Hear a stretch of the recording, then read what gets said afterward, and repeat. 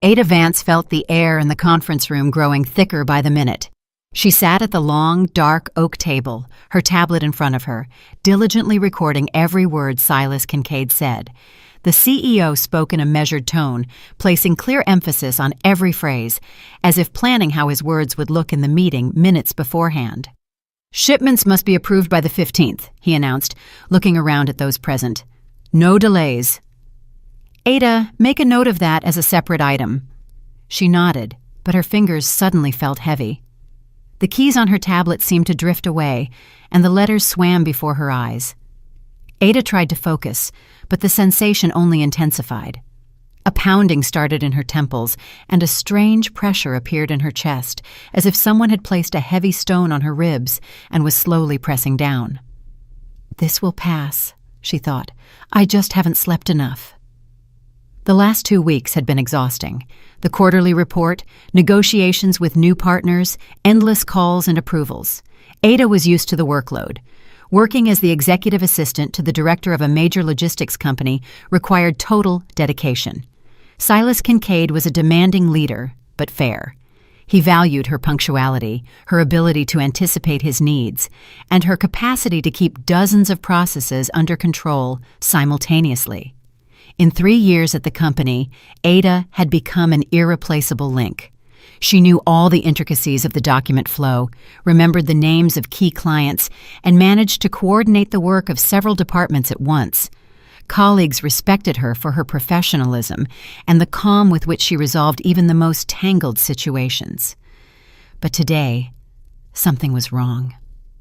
She looked up at Silas. He continued speaking, gesturing with his hand. "Iris, you need to get human resources involved in the staffing expansion. We will need 2 additional client relations managers, preferably with experience in international logistics." Iris Kincaid, the HR director and Silas's sister, was writing something in her notebook. Her face remained impassive and businesslike. Ada had always admired her composure. Iris knew how to keep her distance even in the most tense situations. 50 years old, a spotless reputation, a sharp suit, and a neat hairstyle. She was the embodiment of order and discipline. Suddenly the room tilted. Ada pressed herself sharply against the back of her chair, trying to keep her balance. Her heart began to beat in a frenzied rhythm. Her breathing quickened, becoming shallow, as if there wasn't enough air in her lungs. Her forehead was covered in a cold sweat against her dark skin, and dark circles swam before her eyes. "Ada, can you hear me?" Silas's voice sounded as if it were coming from far away. She raised her head, forcing herself to smile. "Yes, of course. I apologize. It is just a little hot. Maybe open a window?" "No, thank you," Ada said. "I had better step out for a minute and get some fresh air. I will be right back." Ada rose from the table, trying to move confidently, but her legs treacherously buckled. She felt the gazes of her colleagues on her. Concerned, curious, sympathetic. Stepping out of the conference room, she closed the door behind her and leaned against the corridor wall. The cold surface was soothing, but not for long. Her vision darkened, and her hands trembled even more violently. "I need to go outside," she decided. "The air will make it better." Ada walked past her workspace, a neat corner desk with 2 monitors, stacks of folders, and a pot of violets she diligently watered on schedule. She grabbed her phone and purse from the desk, threw a light cardigan over her shoulders, and headed for the elevator. The receptionist, a young woman named Sierra, called out to her. "Miss Vance, are you okay? Should I get you some water?" "Thanks, Sierra, no need. Just stepping out for 5 minutes." She pressed the elevator button, and a few seconds later, the doors slid open soundlessly. The mirrored walls of the cabin reflected her pale face with beads of sweat on her forehead. Ada did not recognize herself. Usually, she looked pulled together and groomed, but now she looked sick and exhausted. Descending to the first floor, Ada walked out of the business center.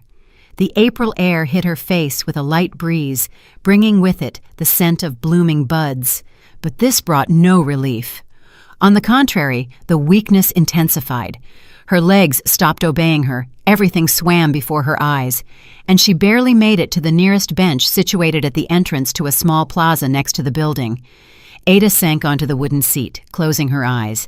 Her heart continued to pound as if it wanted to burst out of her chest. She tried to breathe deeper, but every inhale came with effort. Her ears rang, and the world spun before her eyes. Somewhere in the distance, she could hear the voices of passers-by, the noise of cars, someone's laughter. But all of this seemed unreal, as if it were happening in another dimension. What is happening to me? She opened her eyelids slightly and saw the blurry outline of a person leaning over her. It was an elderly man, 70-something, in a simple gray jacket and a knit cap. His wrinkled face expressed concern, and his hands, strong despite his age, were reaching for her wrist. "What are you doing?" Ada jerked her hand back sharply, frightened. "That is a gift from my husband." The man did not back away. He looked at her intently, almost studying her, and spoke quietly. "Are you feeling sick because of this bracelet? Look here." Ada looked down at her wrist in confusion. There gleamed a thin metal bracelet that Victor had given her 3 months ago, an elegant chain with small magnetic inserts which, as he explained, were supposed to improve blood circulation and support heart function. The bracelet was expensive. Victor had ordered it through some acquaintance, assuring her that it was not just jewelry, but a real medical device. "You wear this constantly," the old man continued. "Are you not allowed to? How do you know?" Ada's voice trembled. "Who are you anyway? Why did you try to take off my bracelet?" The man straightened up, pulling a worn identification card in a dark red cover from his pocket. "Arthur P. Vaughn. I am a doctor. Or rather, I was a doctor before I retired. I worked as a cardiologist for 40 years at Mercy General Hospital, and I saw quite a few cases where such trinkets cause more harm than good." Ada struggled to focus her gaze on the document. The old physician's ID, issued back in the 90s, indeed confirmed his words. A photograph of a younger man with a serious gaze, a stamp, and the signature of the chief of staff. "But my husband said the bracelet helps," she objected weakly. "He would not—" Her voice wavered and cut off. Arthur shook his head, sitting down next to her on the bench. "Listen, young lady. I do not know who your husband is or what he told you, but I see your condition. You can barely breathe. You are pale as a sheet. Your hands are shaking. This is not just fatigue. Take off the bracelet for at least an hour and feel the difference." Ada hesitated. Victor always insisted she wear the bracelet without taking it off. He said the effect was achieved only through constant use. Every morning he checked if she had put it on and got upset if he noticed she had forgotten. Once, she took the bracelet off before a shower and forgot to put it back on. Victor noticed only in the evening and got very agitated, spending nearly an hour explaining to her how important it was to wear the bracelet constantly. "I do not know," she mumbled. "My husband said I must not take it off." The man sighed. "Okay, then let us look at it this way. How long have you been wearing it?" 3 months, since about the middle of January. "And when did the episode start? Like the one right now?" Ada thought about it. The first time she felt sick was about 2 weeks after Victor gave her the gift. She had chalked it up to stress at work back then. Preparations for the annual audit were just beginning, and all departments were working in crunch mode. Then the episodes repeated more often, once a week, then twice, then almost every day. She hadn't given them much significance, numbing the headaches with pills and continuing to work. "About 2 weeks later," she answered quietly, "rarely at first, then more often." "You see," Arthur nodded. "Coincidence? I do not think so. These magnetic bracelets are a controversial thing. For some they are harmless, but for others they can be contraindicated, especially if a person has a tendency toward arrhythmia or blood pressure spikes. Do you have any heart problems?" Ada felt everything inside her tighten. She remembered how a year ago she underwent a checkup and the doctor noted mild tachycardia. "Nothing serious," they said then. "Just need to watch your routine and avoid overexertion." Victor knew about this. He was there at the appointment, holding her hand, calming her down. "Yes," she admitted, "I have slight tachycardia." The man frowned. "Did you tell your husband about this?" "Of course. He was with me at the doctor's." "And he still bought you a magnetic bracelet?" Disbelief sounded in Arthur's voice. "That is strange, to say the least. Any doctor will tell you that with heart rhythm disorders, such things must be used with great caution, or better yet, not used at all." Ada fell silent, not knowing what to answer. Her thoughts were tangled, and Victor's voice rang in her head. "I worry about you. This bracelet will help. Trust me."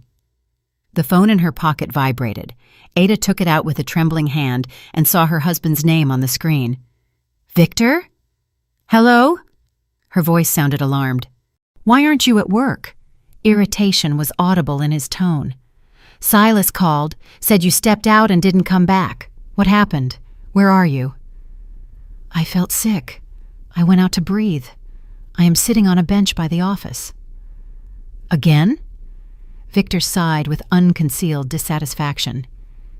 "Did you take the bracelet off?" Ada looked at her wrist, where the thin chain still gleamed against her dark skin. "No." "Then what is the matter? You know it helps you. You are probably just overworked, asked to leave work, go home, rest. I will finish early, pick up groceries, and make dinner." Okay, she answered mechanically and hung up. Arthur looked at her with sympathy. "That was him?" Ada nodded. "Listen to my advice. Go to a clinic. Get a checkup today and find out the truth. And take the bracelet off at least for a while until you get the results. See how you feel without it." She slowly undid the clasp and took off the bracelet. The metal was warm from her skin, pleasantly heavy. Strange, but within a minute her breathing became a little more even and the pressure in her chest eased. Was it a placebo effect or real relief? Ada didn't know, but the difference was palpable. "Thank you," she whispered, hiding the bracelet in her blazer pocket. "Thank you very much." The man smiled gently, paternally. "Take care of yourself, young lady. Health is the only thing that truly belongs to you. Do not let anyone manage it for you, even the closest people." He got up from the bench, adjusted his cap, and slowly walked away down the path, leaving Ada alone. She sat for a few more minutes, feeling her strength gradually returning. Her thoughts were racing, but one pushed through the fog with particular persistence. What if Victor actually knew? No, that was absurd. Her husband loved her. He took care of her. He couldn't... But then why did he insist on the bracelet? Why did he get angry when she forgot to put it on? Why did he never agree when she suggested going to the doctor to check her heart? Ada stood up from the bench, feeling much better. Her head had cleared, her heart was beating steadily. She took out her phone and dialed Silas Kincaid's number. "Ada!" His voice sounded concerned. "How are you feeling?" "Better, thank you. Mr. Kincaid, I apologize for interrupting the meeting. May I take the rest of the day off? I need to see a doctor." Of course. Take care of your health. Everything else can wait." She hung up and slowly walked to the parking lot where she had left her car. The doctor's words echoed in her head. "Do not let anyone manage your health." Ada sat in her car, hands on the steering wheel, staring into the void. The engine was off. Silence surrounded her, broken only by the distant noise of the avenue. The bracelet lay in her blazer pocket, and she kept catching herself mechanically reaching for her wrist, checking if it was there. Habit. Over 3 months, it had become a reflex to touch the cool metal, as if it were a part of her. Victor had accustomed her to this unnoticed, repeating day after day. "Don't forget to put on the bracelet. It's important for your health." She remembered that January evening when he gave her the gift. They were sitting in the kitchen after dinner. The apartment smelled of the apple pie Ada had baked, especially for his return from a business trip. Victor took a small velvet box from his pocket and handed it to her with a smile. "Open it." Inside on a white cushion lay the elegant bracelet, a thin chain with neat magnetic inserts, each the size of a grain of rice. It shimmered in the light of the chandelier, looking expensive and stylish. "This is for you," Victor said, taking her hand. I have wanted to find something special for a long time. You know, after that visit to the cardiologist, I kept worrying. You work so much, you get nervous, and your heart. I found a specialist who deals with these devices. This isn't just jewelry. The magnetic field helps improve circulation, stabilizes the rhythm. Wear it constantly, and you will feel better. Ada was touched then. Victor was always attentive, caring. He remembered her health better than she did herself. She hugged him, thanked him, and he fastened the bracelet on her wrist himself. Now don't take it off. The effect only comes with constant wear. Promise? I promise. And she kept her promise. For 3 months, she hadn't parted with the bracelet for a minute. Even at night, it stayed on her arm. Victor monitored it. Every morning, seeing her off to work, he kissed her and made sure to check. Bracelet on? Yes. Good girl. I worry about you so much. At first, it seemed touching, then habitual. And now, sitting in the car with a bare wrist, Ada suddenly realized it was strange. Why did he insist so much? Why did he get angry if she forgot to put the bracelet on even once? Why did he never suggest going to the doctor again to check if the device was helping? She took out her phone and dialed the number of the private clinic where she had her checkup a year ago. The receptionist answered on the 3rd ring. Heartland Cardiology Center. How can I help you? Hello, this is Ada Vance. I had a checkup with you a year ago. Can I make an appointment with a cardiologist? Preferably today if there is availability.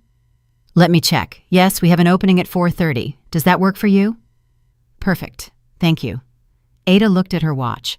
It was only 11:30. More than 4 hours remained until the appointment. She didn't want to go home. Victor probably already knew she had left work early and would be questioning her, calling, worrying, and she wasn't ready for a conversation yet. She needed time to think. She started the car and drove toward the waterfront. There by the river was a quiet cafe where she sometimes liked to sit alone with a book or just look at the water. Parking the car, Ada entered the small space, ordered a peppermint tea, and settled at a table by the window. The river flowed slowly, reflecting the gray April sky. On the opposite bank, the roofs of old houses were visible. Somewhere in the distance, clouds drifted by. Ada cupped the warm mug in her palms and closed her eyes, letting her thoughts flow freely. When did the deterioration begin? Exactly 2 weeks after she put on the bracelet. First, just weakness in the mornings, then dizziness, rapid heartbeat. She blamed it on work, lack of sleep, spring vitamin deficiency. Victor supported this version. You work too much. You need rest. But when she suggested taking a vacation and going somewhere, he found reasons to postpone the trip. Now isn't the best time. Let's do it in the summer or fall. When she said she wanted to go to the cardiologist again, he talked her out of it. Why waste money? You're wearing the bracelet. It helps you. Just get some proper rest. And when she once took the bracelet off, Victor caused almost a scandal. Do you realize you are risking your health? I didn't spend that much money for nothing. This is a medical device, not a toy. You must wear it constantly. Back then, Ada was frightened by his anger and apologized. She thought he was just worried. Now she was starting to see the picture differently. Her phone vibrated. A message from Victor. I finished early. Driving home now. Where are you? How do you feel? Ada looked at the screen and slowly typed a reply. Decided to take a walk. Need to breathe. Will be there soon. Okay, I am worried. Call when you are driving home. Love you. She put the phone on the table and sighed. Love you. He said that every day. He took care of her, cooked dinner, asked about her day, gave gifts. He was the perfect husband. Why then was she getting increasingly anxious? Ada remembered how they met 2.5 years ago. She had just started working as the executive assistant, and at one of the corporate events, she was introduced to Victor, a successful sales manager from a partner company. He was 9 years older than her. Confident, charming, he courted her beautifully, flowers, restaurants, compliments.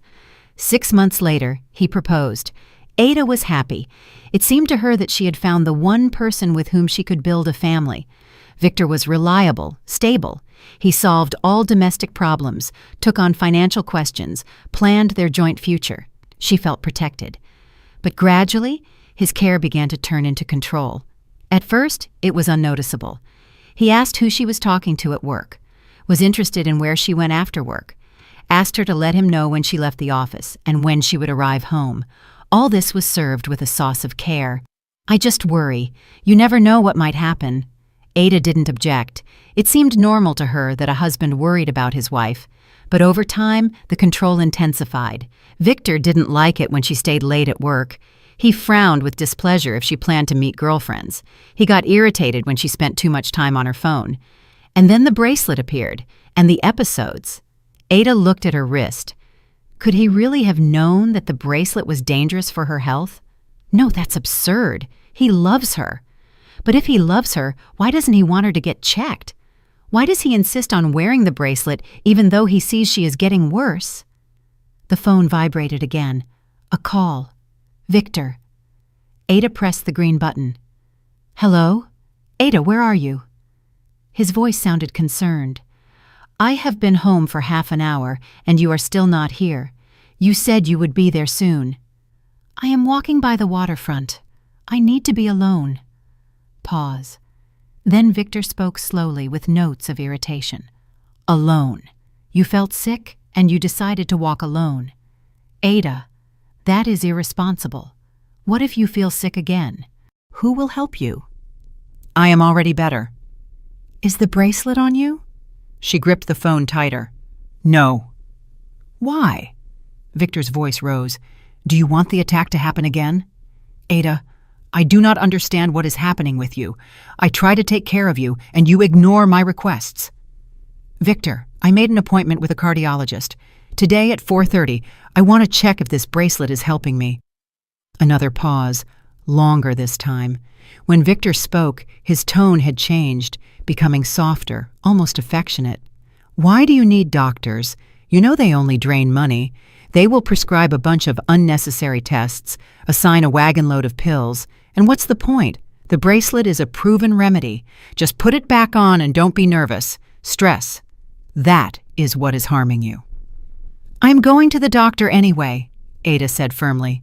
"Okay," Victor sighed. "If it makes you calmer. But put the bracelet on for the day, please. For my sake." She looked at her blazer pocket where the ill-fated jewelry lay. "No, I want the doctor to see me without it, to compare the condition." "Ada," a threat sounded in his voice, "you aren't listening to me. This will end badly." "What exactly will end badly?" She felt everything inside her tense up. "Your health," Victor almost shouted. "Without the bracelet, you will get even worse. I am telling you this as the person who takes care of you." Ada closed her eyes. The old doctor's words echoed in her head. "Do not let anyone manage your health." "Victor, I have to go. See you in the evening." She hung up without waiting for an answer and muted her phone. Her hands were shaking. Her heart beat fast, but not like in the morning. This was fear. Fear of what she was beginning to understand. Her husband wasn't taking care of her. He was controlling her, and the bracelet was a tool of that control. Ada finished her cold tea and looked at her watch. Still 3 hours until the appointment. She took a notebook and pen from her purse, opened a clean page, and began to write.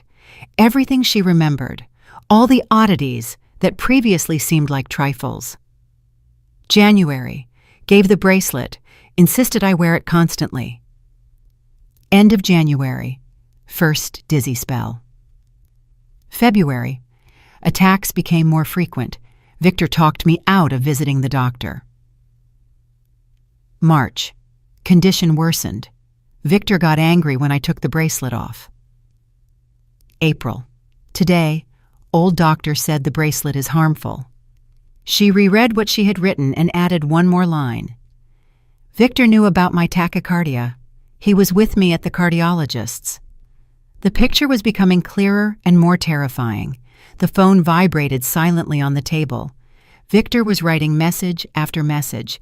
Ada didn't read them. She needed to wait for the appointment, learn the truth.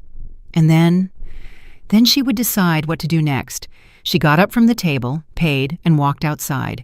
The air was fresh, the sky beginning to clear. Sunbeams broke through the clouds. Ada walked slowly along the waterfront, feeling that with every step it became easier to breathe.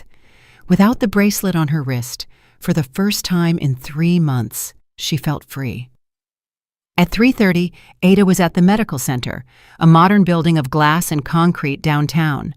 The lobby smelled of antiseptic and freshly brewed coffee. Behind the reception desk sat the same girl who had booked her on the phone.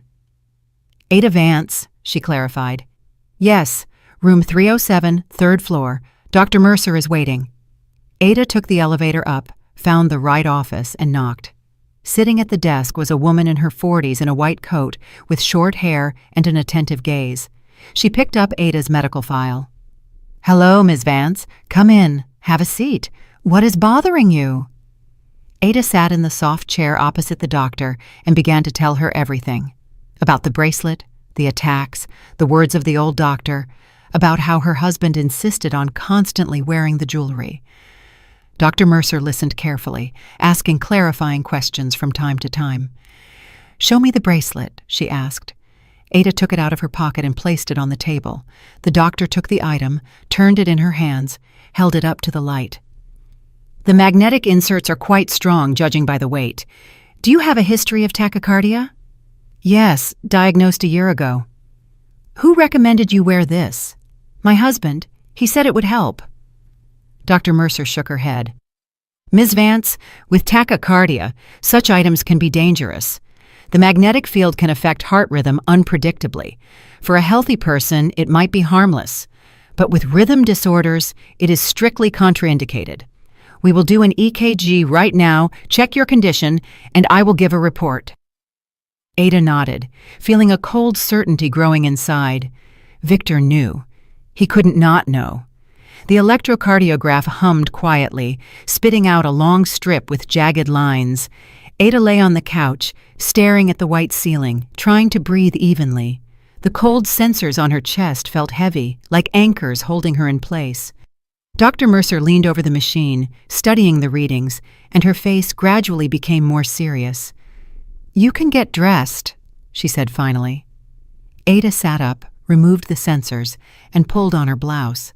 Her hands were still slightly shaking, not from weakness, but from internal tension.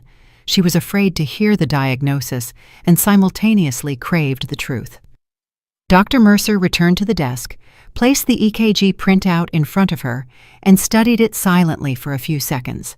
Then she looked up. "Ms. Vance, right now your rhythm is within normal limits. Mild tachycardia is present, but it is controlled. Tell me, how long have you not been wearing the bracelet since this morning?" "About 5 hours, maybe." "And how do you feel?" Ada thought. The dizziness had passed back at the waterfront. The chest pressure was gone. She felt tired, but it was a normal tiredness, not the exhausting weakness of recent weeks. "Better," she admitted. "Much better." The doctor nodded. "I thought so. You see, magnetic bracelets are a pseudo-medical device. Their effectiveness isn't proven, and in certain conditions, they can cause harm. You have tachycardia, that is, a tendency toward a rapid heartbeat. The magnetic field can provoke additional rhythm disturbances, cause dizziness, weakness, shortness of breath, everything you described." "So the bracelet is contraindicated for me?" Ada's voice sounded quiet. "Absolutely. Moreover, I recommend you never wear such things again. I will give you a referral for additional tests, a 24-hour Holter monitor, an echocardiogram. We need to check if prolonged wearing of the bracelet caused any serious damage." Ada felt everything go cold inside. Serious damage. For 3 months she had worn something that was slowly destroying her health, and Victor knew about it. He couldn't not know. "Doctor," she frowned, "who could have recommended such a bracelet?" "My husband said he bought it from a specialist." Dr. Mercer thought for a moment. A specialist in quotation marks. The internet is full of such items. They are sold as medical devices. Usually it is outright quackery. Either your husband simply did not look into it and fell for a scam, or— She didn't finish, but Ada understood. Or he knew what he was doing. "Thank you." She exhaled. I will undergo all the examinations. Good. Here is the referral. We can put the Holter on tomorrow morning. You will wear it for 24 hours. We will do the echo the day after tomorrow. And for now, here is your report. The doctor handed her a sheet of paper with the clinic's stamp. Ada took it and read. Patient, Vance A., age 31. Diagnosis, sinus tachycardia. Wearing magnetic items is strictly contraindicated due to the risk of exacerbating heart rhythm disorders. Additional examination required. She folded the paper and put it in her purse. It was a document. Official confirmation that the bracelet was harming her. Proof. Ms. Vance, Dr. Mercer looked at her intently. Forgive the personal question, but who exactly insisted on wearing the bracelet? My husband. Ada barely audibly pronounced the word. He knew about your diagnosis? Yes, he was with me at the appointment a year ago.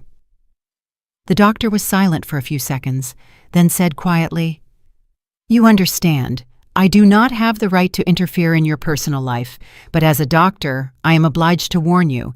If someone consciously gives you something that harms your health, knowing about the contraindications, this is very serious. Perhaps you should consult not only a cardiologist, but also a psychologist or a lawyer. Ada nodded, finding no words. She stood up, thanked the doctor, and left the office. It was quiet in the corridor. Ada sat on a bench, took out her phone, and turned on the sound. The screen exploded with notifications. 17 missed calls from Victor, 23 messages. She opened the chat and began to read. Where are you? Why aren't you answering, Ada? I am worried. Call immediately. This isn't serious. I am your husband. I have a right to know where you are. If you are at the doctor's, at least write, I am going crazy.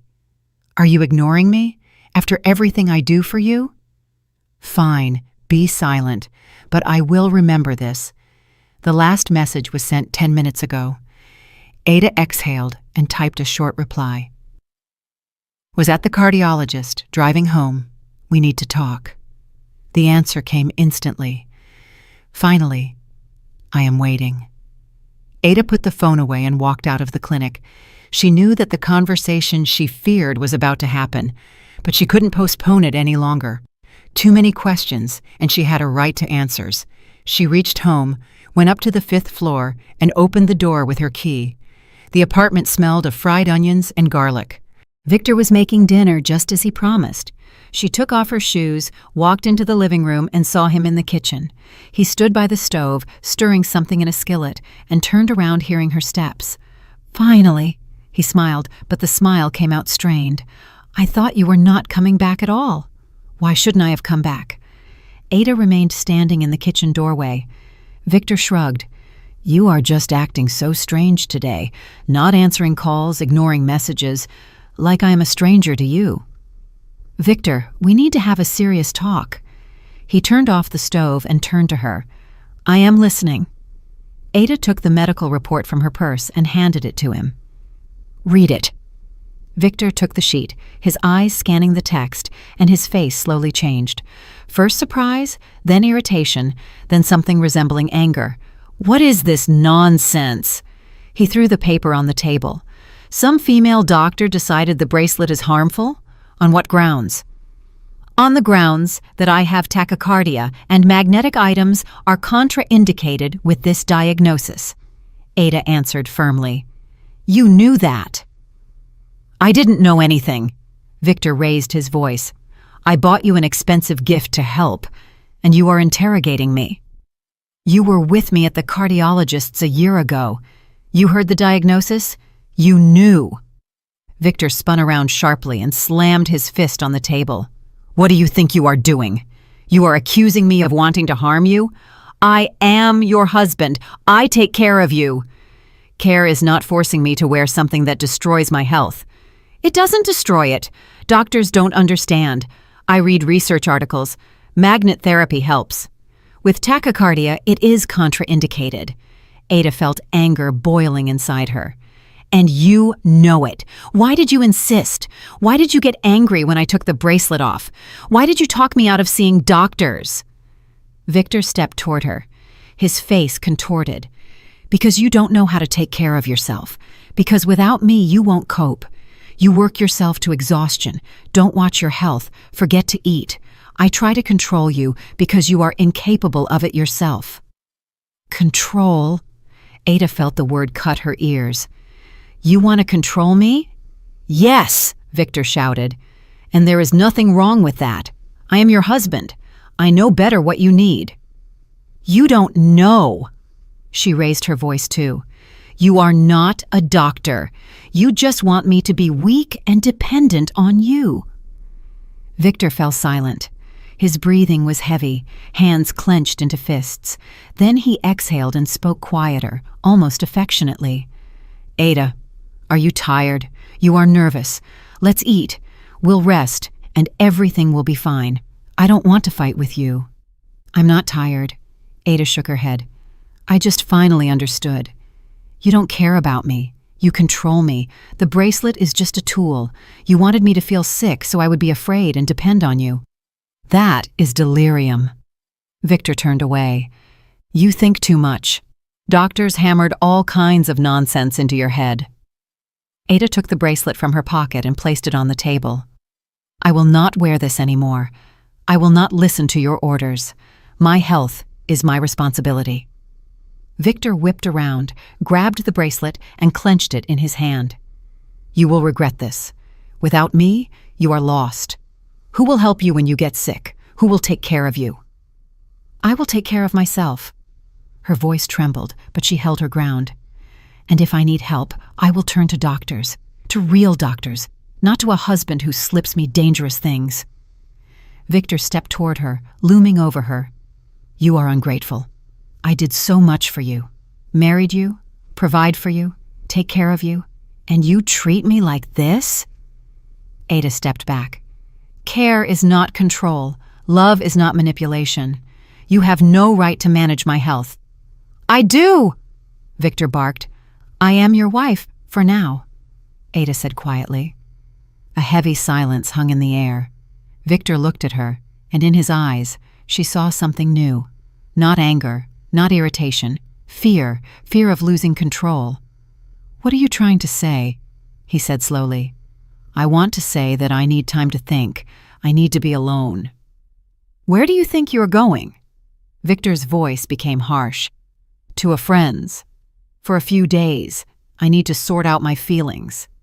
She turned and walked to the bedroom. Victor followed on her heels. You aren't going anywhere. We will sort it out right now. Ada took a gym bag from the closet and started packing things. A few changes of underwear, jeans, a sweater, a toiletry bag. Her hands were shaking, but she forced herself to move. Victor stood in the doorway, blocking the exit. Ada, stop it. You aren't going anywhere. Move. She looked at him. No. Victor, I said, move. He didn't budge. Ada felt everything inside her clench with fear, but forced herself to take a step forward. Victor grabbed her arm. You will stay here. We will talk normally. Let me go. Her voice sounded quiet but firm. No. Ada yanked her arm away sharply, pushed him in the chest, and ran out of the bedroom. She grabbed the large bag and her purse with documents, car keys, and bolted for the exit. Victor caught up with her at the door, but she had already flung it open and leaped onto the landing. Ada, come back immediately! His scream echoed through the stairwell. She didn't look back, ran down the stairs, almost sprinting to her car, sat behind the wheel, and started the engine. Victor burst out of the building entrance, but she was already driving out of the courtyard. Only once she was on the avenue did Ada allow herself to exhale. Her hands were shaking. She stopped at the curb, turned on her hazards, and sat for a few minutes, trying to calm down and catch her breath. The phone vibrated. A message from Victor. You will regret this. Without me, you are nothing. Ada blocked his number, put the phone in her purse, and drove to the only person she could trust right now, Iris Kincaid. The HR director lived 20 minutes away in a quiet neighborhood with low-rise buildings. Ada called her on the way. "Iris, I apologize for bothering you in the evening. Can I come over? I need help." "Of course, Ada. Come over. I am home." When Ada pulled up to the house, Iris was already waiting for her on the porch. Seeing her red eyes and trembling hands, she hugged the young woman and led her into the house. "Tell me what happened."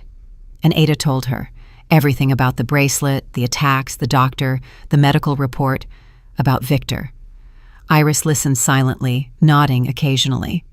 When Ada finished, the HR director poured her some tea and said quietly, "You did the right thing by leaving.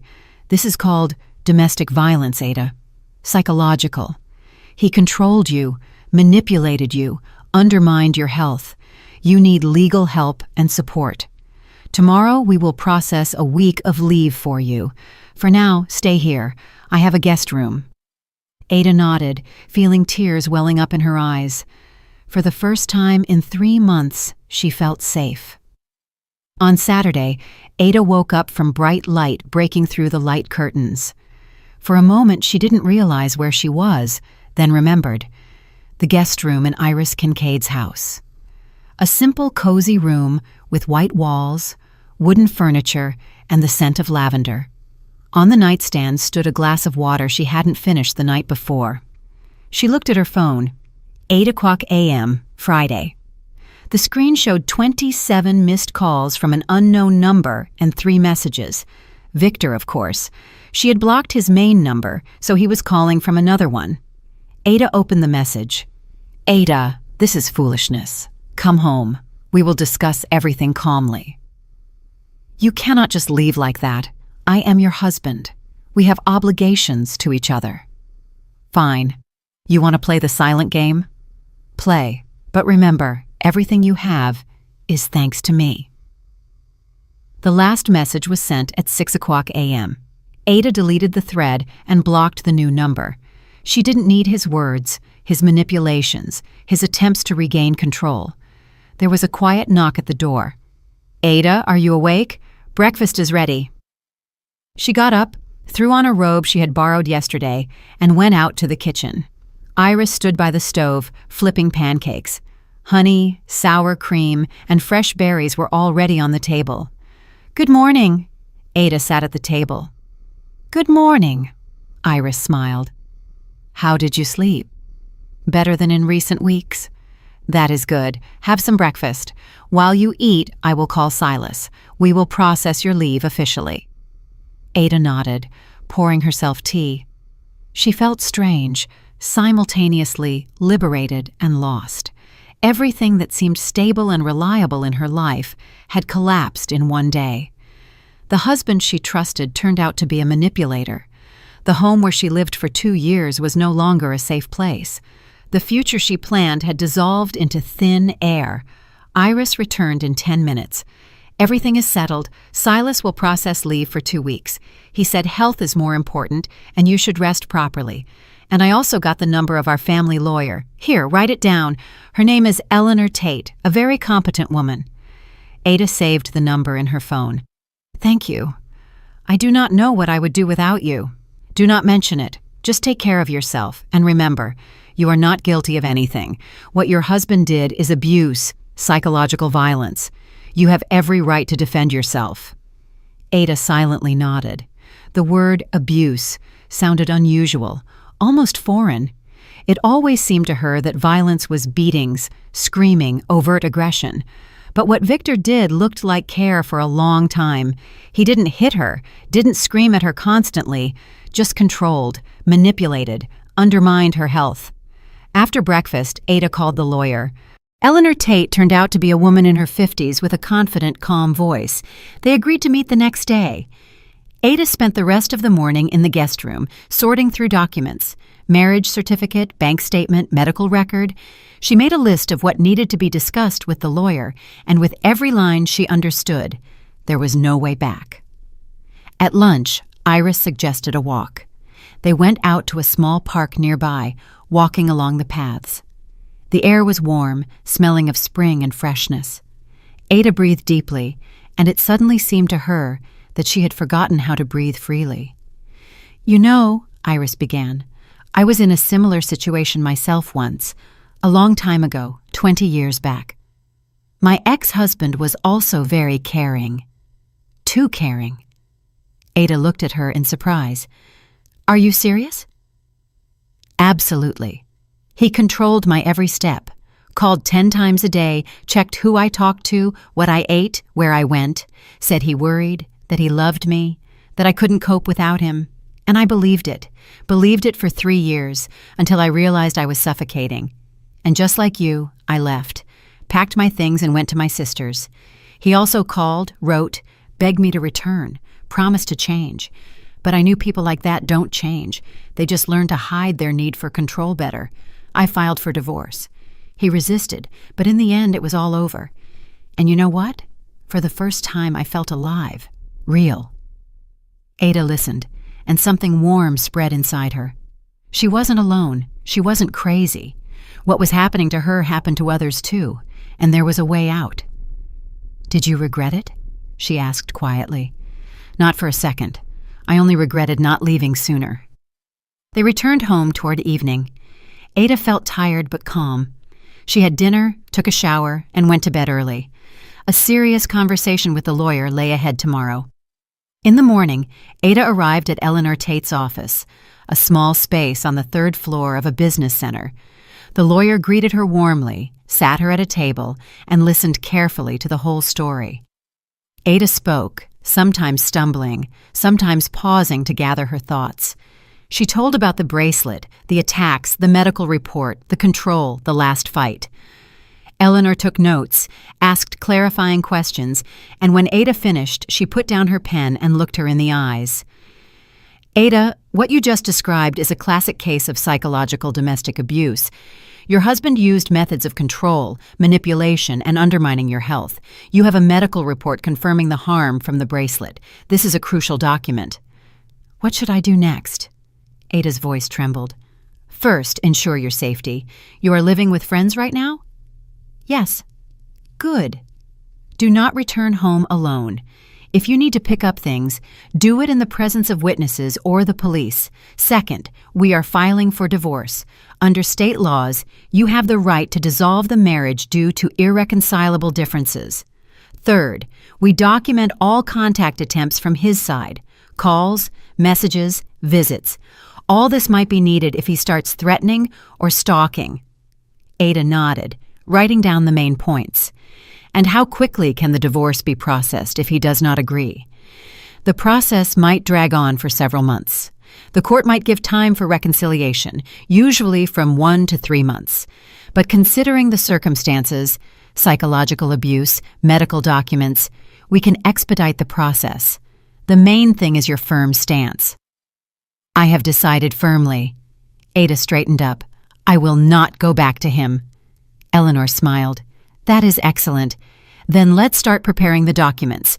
I will draft the petition now, you will sign it, and we will file in court next week. Meanwhile, avoid any contact with your husband. Do not answer calls. Do not meet him alone." They spent another hour discussing details: division of property, financial questions, spousal support. Ada had no children with Victor. The apartment was his before the marriage, but she had a right to a share of jointly acquired property. The car was hers, bought before the marriage. That simplified matters.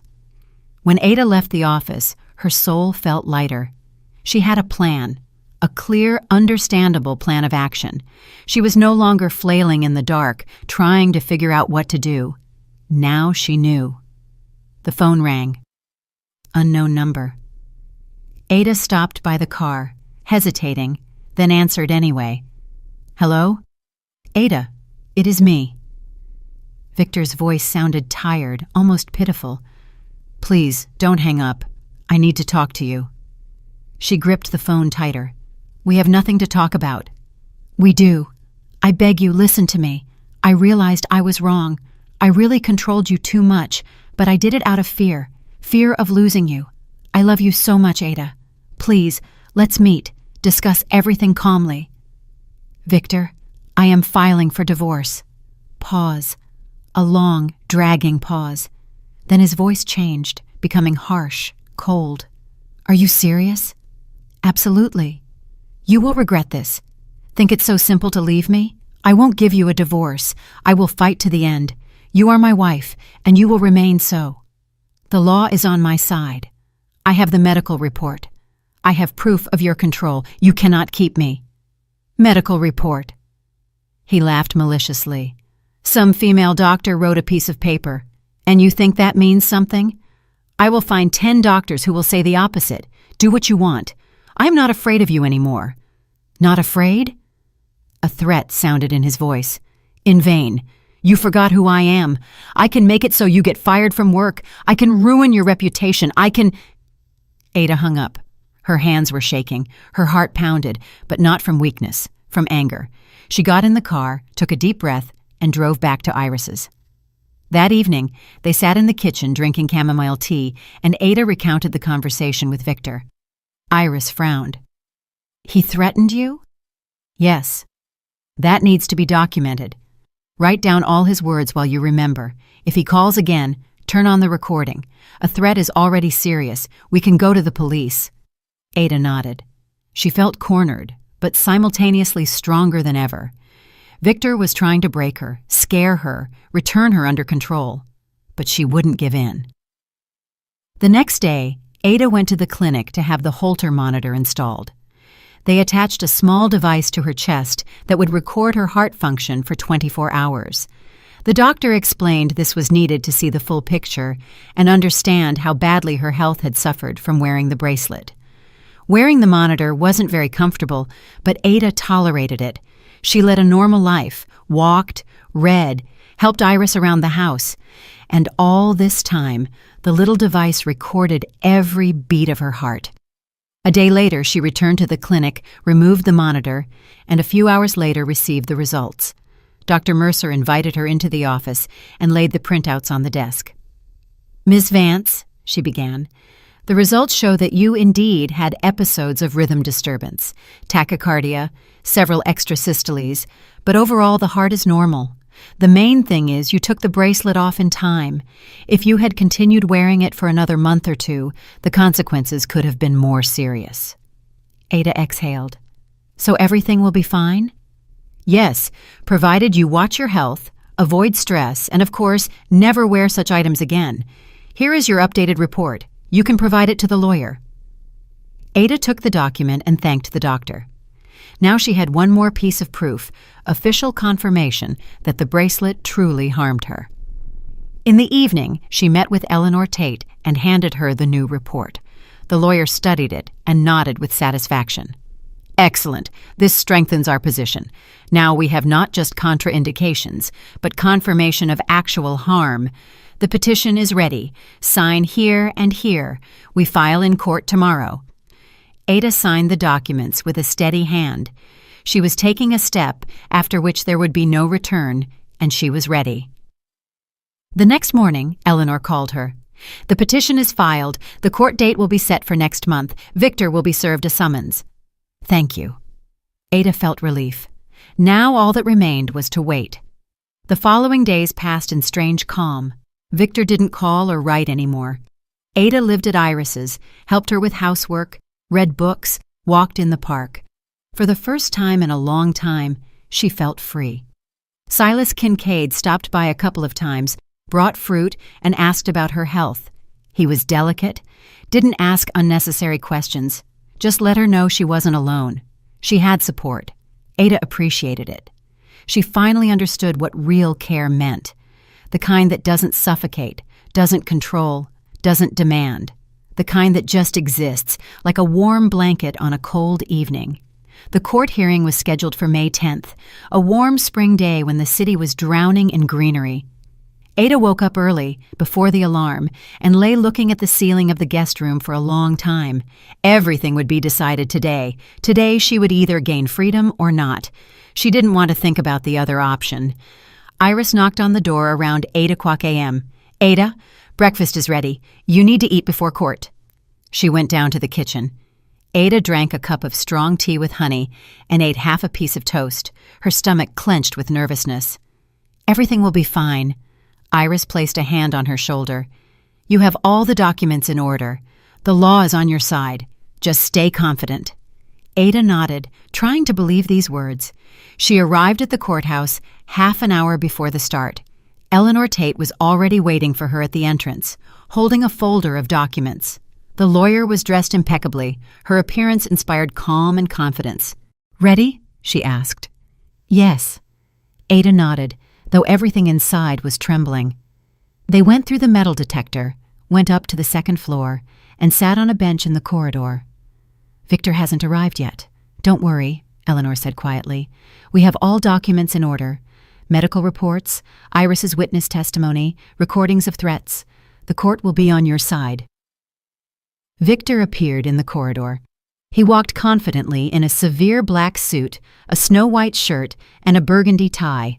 With him was a lawyer, a middle-aged man with a cold, detached face and an expensive leather briefcase in his hand. Victor threw a brief glance at Ada, and she saw a mixture of anger and contempt in his eyes. He walked past without even saying hello and sat on the opposite side of the corridor. Ada turned away. Her heart beat steadily, without skips, without the bracelet, without fear, without pressure on her chest. She breathed freely. The courtroom door opened. The clerk invited them to enter. The room was small, with high ceilings and wood panels on the walls. They sat on different sides.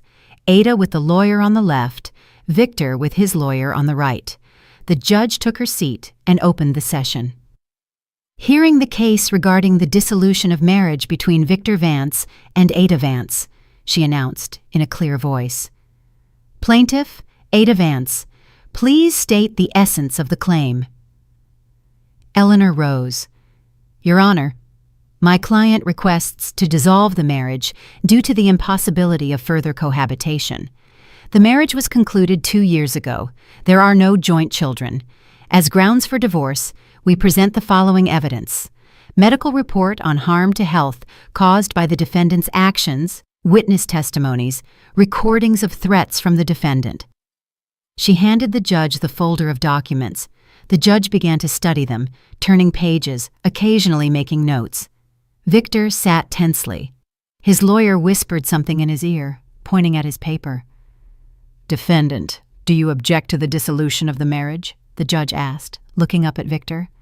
Victor stood up, straightening his shoulders. "I object, Your Honor. I believe my wife is acting under the influence of emotions and misunderstanding. I always took care of her, provided for the family, supported her in everything. All my actions were dictated exclusively by love and concern for her well-being. The bracelet referred to in the lawsuit was a gift intended to improve her health. I did not know about any contraindications." "Do you have proof that you did not know about the contraindications?" the judge clarified. Victor's lawyer rose, placing his hands on the table. "Your Honor, my client is not a medical professional and could not know about the subtleties of the interaction of magnetic items with heart pathologies. He purchased the bracelet guided by the seller's recommendations, who assured him of the item's safety. My client acted out of the best intentions, wishing to help his spouse." Eleanor immediately objected. "Your Honor, in the case materials, there is an extract from the plaintiff's medical record where the diagnosis of sinus tachycardia, made in April of last year, is documented. The defendant was present at the appointment with the cardiologist, which is confirmed by the entry in the reception log of the Heartland Cardiology Center. He knew about the diagnosis. Moreover, after the appearance of symptoms of deteriorating health in the plaintiff, he actively obstructed her from seeing doctors, insisted on constantly wearing the bracelet, and exercised psychological pressure. And after the plaintiff left home, he threatened her over the phone, which is documented in the audio recording."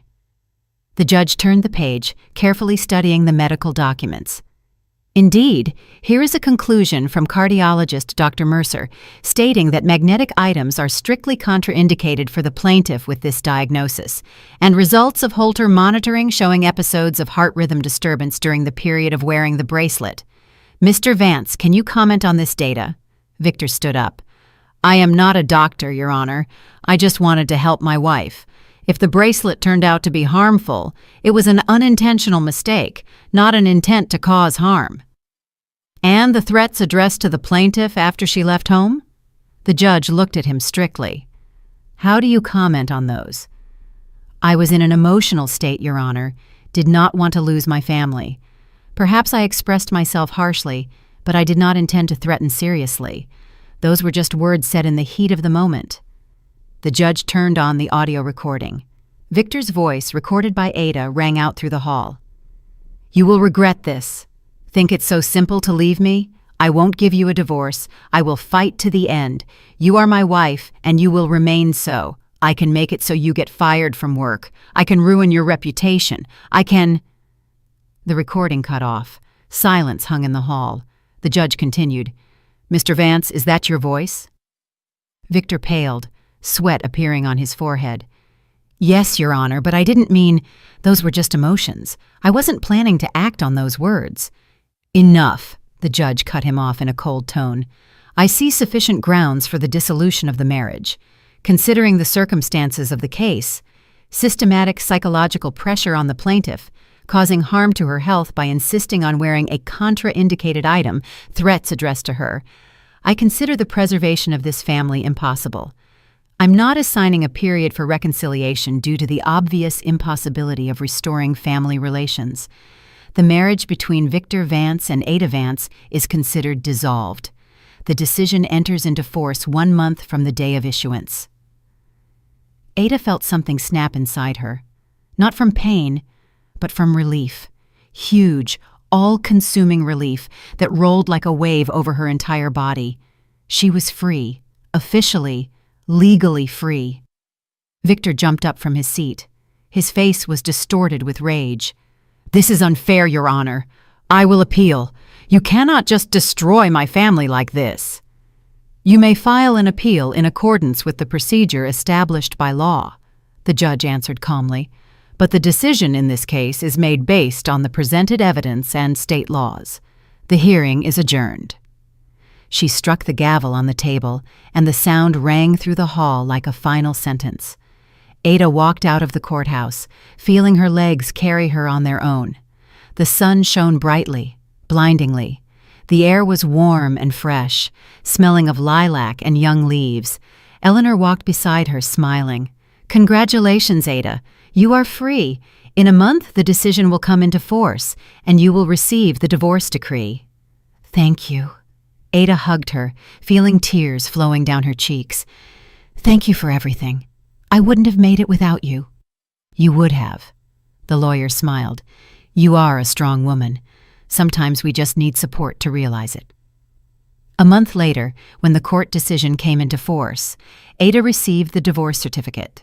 She stood by the window in the apartment she had rented a week ago, a small studio in a quiet area with a park nearby. The apartment was modest, but only she lived in it. No one controlled when she came and went. No one checked what she ate or who she talked to. No one forced her to wear something that harmed her health. Ada held the document in her hands, official proof that she was a free, independent woman, and she smiled. Life was starting anew. She returned to work in mid-June. Silas Kincaid greeted her warmly, shaking her hand firmly. Glad to see you back in the ranks, Ada. Hope you are feeling well. Yes, thank you. I am ready to work. Iris hugged her maternally. If you need anything, reach out. You know where to find me. Colleagues congratulated her on her return without asking unnecessary questions. Everyone understood she had gone through something heavy and respected her choice not to spread details. Ada busied herself with her duties again, planning meetings, coordinating departments, running conferences. Work absorbed her completely, but now it wasn't an escape from problems, but a return to her true self. She felt strength, confidence, and joy from what she was doing, returning day by day. At the end of June, something unexpected happened. Silas called her into his office and offered a promotion. Position of Vice President of Administration. Ada was stunned. I value your work, he said. You are a professional one can rely on. And after everything you went through, you became even stronger. Think about my proposal. Ada thought for 2 days and agreed. It was a new turn in her career, new opportunities, a new life. One day in early July, she was sitting on that same bench by the business center where she first met Arthur Vaughan. It was lunch break.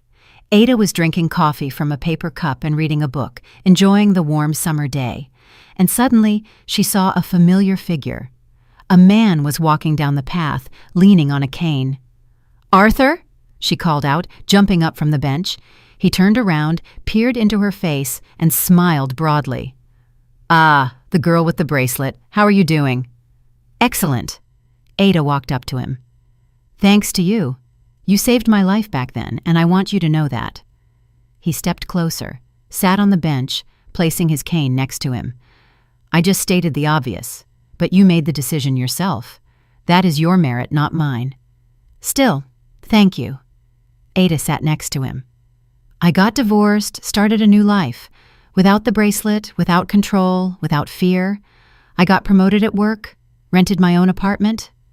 I am happy." Arthur nodded. His wrinkled face glowed with kindness. "You breathe differently now. I see it. When we met the first time, you could barely breathe. And now, freely and easily." Ada smiled. Yes, she really did breathe differently.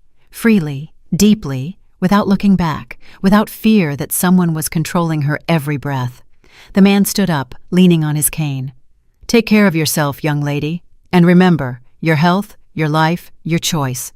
No one has the right to take that away from you. No one, ever." He slowly walked away down the path, and Ada watched him go, feeling warmth in her chest. It was over. The past remained behind. Ada stood up from the bench, turned around, and walked back to the office, feeling incredible lightness in her body and clarity in her thoughts. Ahead was work, new projects, plans for the future. Ahead were meetings with friends, trips, dreams she could now fulfill herself. Ahead was a life without the bracelet. The very life she chose herself, built with her own hands, which belonged only to her. If you liked my story and want to hear more, go ahead and subscribe to my channel. If you'd like to support me, you can do it through Super Thanks. It would mean a lot. In the comments, tell me which city you're watching from and what time it is, so I can see how far my story reaches. I've added 2 more life stories on the screen just for you. Click one now and let's keep spending time together. Much love. See you soon.